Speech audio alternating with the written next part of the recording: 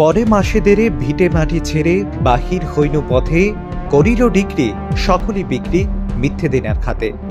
শতবর্ষ পূর্বে কবিগুরু রবীন্দ্রনাথ ঠাকুরের লেখা 2 বিঘা জমির সেই কবিতার বাস্তবতা যেন পাওয়া গেল বর্তমান সময়ে। সৎ ভাই কর্তৃক নজিরবিহীন ষড়যন্ত্র এক পরিবারকে দাঁড় করালো এনে পথে। সবকিছু থাকা সত্ত্বেও আজ নিঃস্ব পরিবারটি, ফলে আশ্রয় নিতে হলো শ্রাবণের এই খোলা আকাশের নিচে।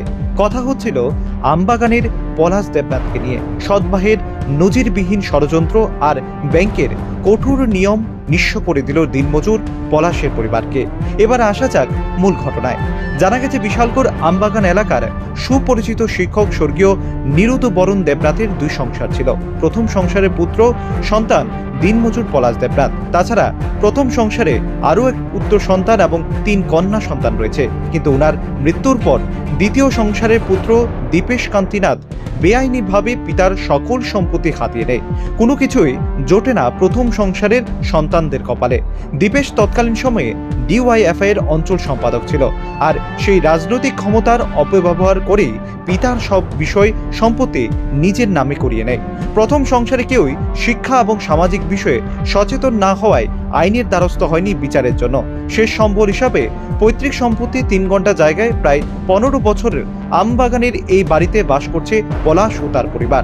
তবে দীপেশ সেই জায়গাটিরও তার নামে করিয়ে নেয়। ধীরে ধীরে পিতার সকল সম্পত্তি বিক্রি করার পর 3 ঘন্টার সেই জায়গাটিও বিক্রি করতে চাইছিল দীপেশ। তবে পলাশের পরিবারের কারণে তা সম্ভব হচ্ছিল না। বহুবার গ্রাহক এনেও জায়গাটি বিক্রি করতে পারেনি সে। তখন দীপেশ একটি ষড়যন্ত্র তৈরি করলো। ওই জমির কাগজ দিয়ে ব্যাংক থেকে লোন নিল। ইচ্ছে করে সেই লোনকে এনপিএ করলো, আর ব্যাংক তার নিয়ম অনুসারে লোনের টাকা না পেয়ে বৃহস্পতিবার বাড়ি ছাড়া করলো অসহায় দিনমজুর পলাশের পরিবারকে। আসবাবপত্র বৃষ্টির মধ্যে উঠোনে রেখে জায়গা দখল করে নেয় গ্রামীণ ব্যাংক কর্তৃপক্ষ। কি হয়েছে হে মানে আমরা এই জায়গাটা আছে না আমরার নামে দিল হইলে আমরা যে দূর জায়গা লিয়ে সেই দূর আমরা পাইলাম 3 ঘন্টা জায়গা বাড়িটা আমার দেওয়ারে আমরা দুজনে বাঘ করে আমরা পাইলাম। সেই জায়গাটা আমার শ্বশুর মরতে মরতে এই জায়গাটা মানে শ্বশুরের নামে আসলো, আমরা দিব গেছিরা সেই জায়গাটা হে শ্বশুরের মইরাছিরা। এরপর এই জায়গাটাতে যেম নোক এটা কেমনি জানি কাবলা করছে তার নামে কইরা হে ব্যাংকের থেকে লোন লিয়েছিরা। এরপর বাড়িতে এমন অবস্থা করছে। আপনার দেওরের নাম কি? দীপেশ কান্তিনাথ। আচ্ছা, এভাবে যে এই যে আপনাদের উপরে আজকে এর কবে হয়েছে এই ঘটনাটা যে আপনার ক্রুক করছে কবে? এটা করছে তো ওই তো বুড়ের রেজাল্ট যে একটা 3-4 মাস তখন নোটিশ দেওয়া হয়েছিল? হ্যাঁ, নোটিশ দেওয়া হয়েছে, লাগাই দিয়ে গেছে নোটিশ। এরপর তো আমরা টাকা পয়সা নেই কইতে আনুন টাকা পয়সা আমরা তো বসত বাড়ি থাকতেছি। না, লোন কি আপনাদের নামে ছিল নাকি? না, আমরা নামে আসলো হে নামে কইরা হে লোন লয়ে লইছে। কি নাম? কি নাম? দীপেশ কান্তিনাথ। কি হয় উনি তার? হে তারা সৎ ভাই। আচ্ছা, মানে ভাই। হ্যাঁ। আজকে কি হইছে? আজকে আমরা বাড়িতে হে আসলো, মানে আমি আসলাম না, আয়া দেখি আমি আমার ঘরের জিনিস সব বাইর করে লিছে। হে ভাত খেতে হয়েছে, হে এবারে ভাত খাওয়ার টাইমটা দিছে না।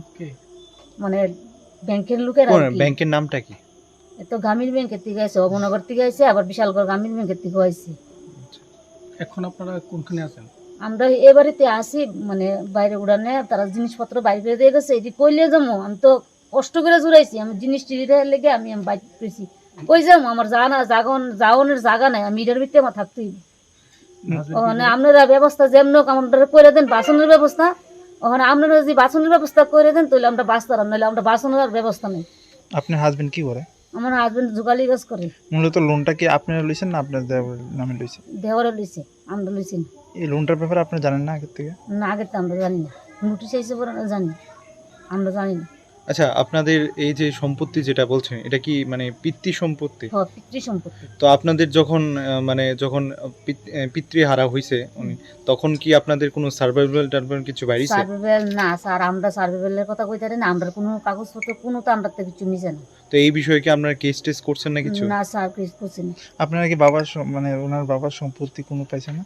না, আমরা কিচ্ছু পাইছি না বাবা। শুধু আপনারা এই জায়গাটাই আছে? হ্যাঁ, এই জায়গাটাই আমরা কিচ্ছু পাইছি না। হে এই বাড়ি বেচছে, হে বাড়ি বেচছে, আমবাগানের বাড়ি বেচছে, দোকানে বিট বেচছে, মানে আমরা কিচ্ছু পাইছি না। মানে আমরা লাস্ট পর্যন্ত আমরা যে জায়গাটা পাইছি এই জায়গাটা হ্যাঁ নামে করে লোন লিয়েছিরা।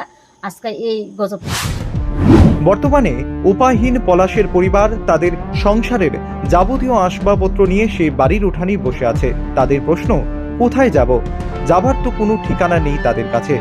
সৎ ভাইয়ের ষড়যন্ত্র আর ব্যাংকের অমানবিকতার সর্বহারা এক দিনমজুর পরিবার। নিজ ঘর থেকে বেদখল করল ব্যাংক। বৃষ্টির মধ্যে উঠানে রাত যাপন করতে বাধ্য হলো দিনমজুর পরিবারটি। Bureau report, Rising Tripura.